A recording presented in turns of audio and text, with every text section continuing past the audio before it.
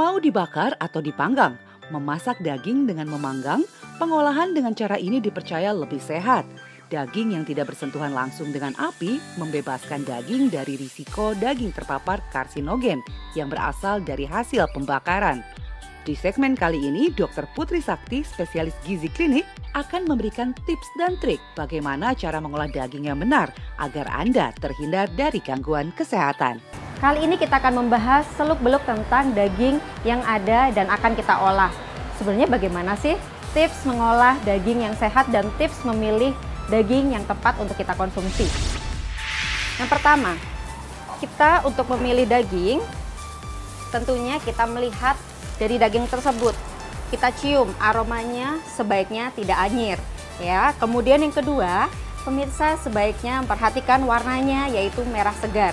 Jadi semakin warnanya pucat, maka perlu kita pertanyakan apakah daging tersebut segar atau tidak. Selanjutnya, kita juga melihat dari segi kekenyalannya. Sebaiknya kalau memang yang segar, daging itu akan kenyal dan kembali lagi teksturnya setelah kita tekan.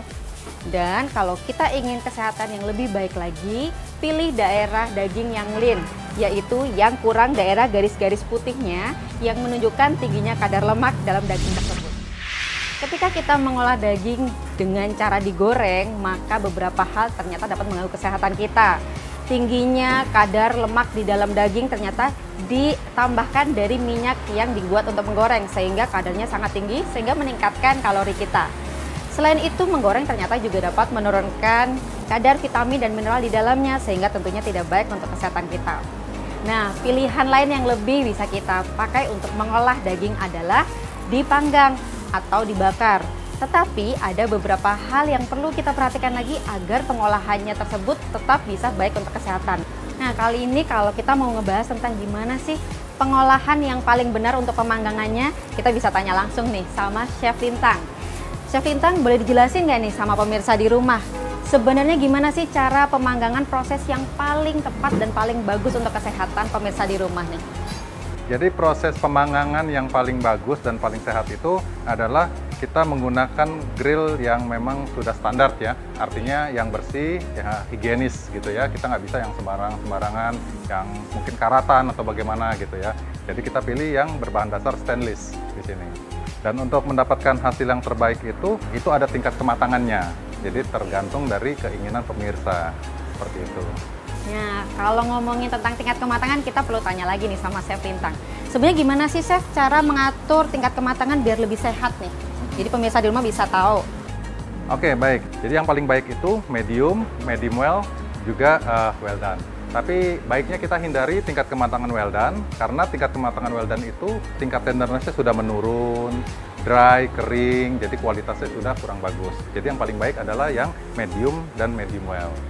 Sayangnya banyak orang salah kaprah, medium dan medium well itu dibilang mentah dan masih belum matang. Tapi faktanya medium dan medium well itu udah di atas 140 Fahrenheit, di mana semua bakteri dan kuman itu udah mati. Jadi bisa dibilang itu sudah matang. Seperti itu. Nah, kalau ngomongin tadi dibahas oleh Chef Lintang tentang tingkat kematangannya memang benar. Kalau well done itu bukan berarti yang paling baik, karena semakin terkena paparan panas yang terlalu tinggi ya Chef, maka proteinnya juga sudah terganggu, kadar lemaknya juga terganggu, kemudian vitamin dan mineralnya juga terganggu. Nah, yuk sekarang kita mulai perhatiin gimana Chef Lintang mengolah daging menjadi steak yang lebih tepat dan sehat lagi ya. Pertama kita seasoning dengan salt pepper yang udah kita siapkan, gitu. Semua sisi, nah, karena ini biar merata, karena ini juga akan tenderloin ya. Dimana tenderloin itu adalah steak yang tidak mengandung lemak, jadi sudah tidak ada lemaknya. Beda dengan sirloin ataupun ribeye gitu, ya. Dengan temperatur dan api yang cukup, lalu bisa kita grill langsung di sini. Seperti itu. Kalau untuk suhunya biasanya rentang berapa tuh Chef? Kalau untuk grillnya itu sekitar 180 sampai 240 Celcius gitu kan. Jadi untuk menghasilkan flavor dan aroma yang baik. Nah, dari sini aja kita udah bisa mencium ya aromanya yang bagus seperti itu. Metode memasak steak ini kan yang saya tahu tuh ada dua, direct flame itu yang dengan api langsung, yang dengan lava rock ya, juga dengan flat griddle, artinya dengan plat besi yang rata tapi berbentuk grill. mana sih yang lebih baik dan lebih sehat, Dok? Kalau boleh tahu? Ya, terima kasih Chef Lintang. Jadi memang benar nih yang tadi ditanyakan oleh Chef Lintang. Ada dua hal yang perlu kita perhatikan, ada daging yang dipanggang dan ada yang dibakar. Kalau tadi yang dikatakan oleh Chef Lintang, daging yang diberi alas sebelum terkena api langsung dia adalah daging yang dipanggang. Contohnya steak ini ya, Chef ya. Daging yang langsung terpapar dengan api akan menghasilkan zat-zat yang bersifat karsinogenik. Karsinogenik adalah zat yang bisa memicu terjadinya kanker di tubuh kita karena dia bisa menyebabkan gangguan mutasi genetik di DNA kita. Oh iya, Dok, saya mau bertanya ya. Yang saya dengar kalau makan steak dibarengin dengan makan ketimun, itu mitosnya tidak baik buat kesehatan. Benar nggak sih, Dok? Oke, kalau ngomongin timun atau sayur-sayuran yang lain ya, karena kan biasanya kalau menyajikan daging panggang itu biasanya dia ada side dish-nya seperti salad atau buah yang lain.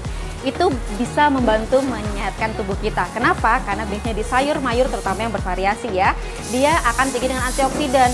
Sehingga paparan dari api yang tadinya tinggi dengan radikal bebas bisa ditekan dengan konsumsi sayur-mayur yang menyertai sajian dari daging panggang ini.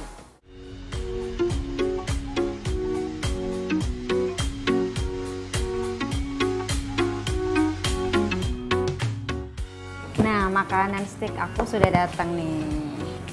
Nah, kalau kita lihat ya, steak di sini dipanggang. Nah, tadi udah sempat dibahas bedanya dengan dibakar itu seperti apa.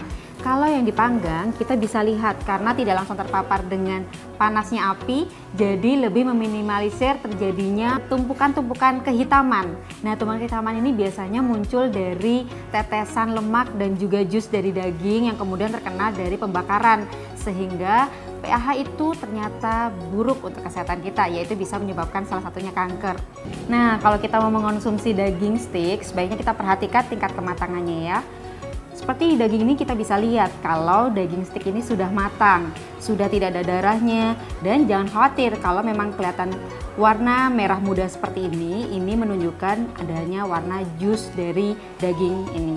Dan yang perlu kita perhatikan adalah hindari sebanyak mungkin daerah-daerah yang hitam dari akibat paparan panggangan.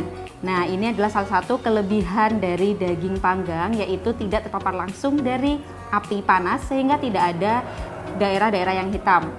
Beberapa tips yang bisa kita lakukan apabila kita ingin mengolah daging panggang adalah yang pertama, kita pilih daging yang fresh tentunya ya. Kemudian pilih daging yang rendah lemaknya, sehingga biasanya kita lihat dagingnya benar-benar banyak yang merah dibanding putih-putihnya.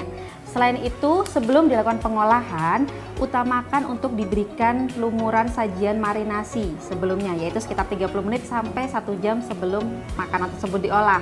Tujuannya adalah selain bisa mengimbangi antioksidan pada makanan tersebut, kita juga bisa mengurangi paparan secara langsung dari api terhadap daging tersebut.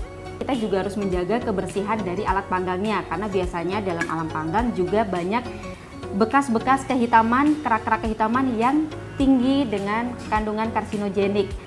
Sehingga apabila kita ingin mengonsumsi daging panggang dengan lebih sehat, tentunya hal-hal tadi perlu diperhatikan secara menyeluruh, sehingga selain kita dapat memenuhi kebutuhan kita juga bisa terhindar dari berbagai penyakit yang menyertainya.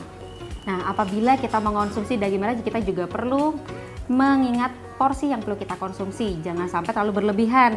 Kenapa? Karena segala sesuatu yang berlebihan juga tidak baik untuk kesehatan kita. Apalagi jika daging tersebut paparan terhadap panggangannya terlalu lama.